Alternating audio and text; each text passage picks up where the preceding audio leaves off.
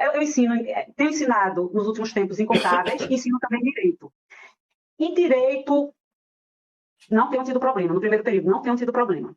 Em contábeis, em alguns casos, sim. Eu já tive um aluno que veio dizer que eu era doutrinadora, que minha aula era muito política, que eu tinha que mudar a aula, e aí eu tive que falar com ele com muita força, que a aula era minha, quem decidia era eu, que primeiro ele se formasse, fizesse mestrado, doutorado, passasse no concurso, que ele era meu aluno. Então, você tem um tensionamento, mas, assim, o que eu senti... Posso ser sincera, Leandro?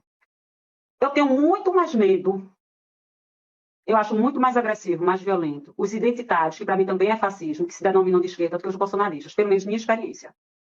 Eles são muito mais agressivos e muito mais intolerantes. Eu tive Dentro um de sala de aluno... aula, inclusive? Sim, sim.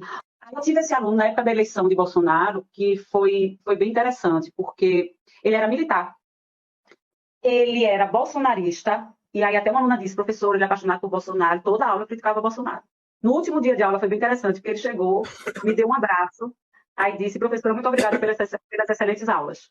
Agora, por outro lado, eu já ouvi muitos professores de esquerda colocarem que eles nunca sentiram tanto medo na universidade por conta da questão identitária. Eles dizem que eu estou o tempo todo agora pensando no que é que eu falo, porque eu tenho medo de ser denunciado. E tem acontecido muitas denúncias, né, e denúncias que são completamente infundadas por conta dessa questão identitária. E aí vamos voltar para a questão do fascismo. Eles se consideram bolsonaristas? Não. Isso é um movimento fascista? É.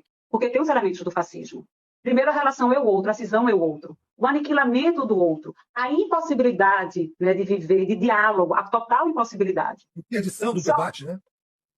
Total, e eles dizem, tal professor não pode discutir tal livro. Gente, vejam, quando eu dava disciplina Relações Raciais, por exemplo, os meus alunos vinham ao Casa Grande sem sala todo.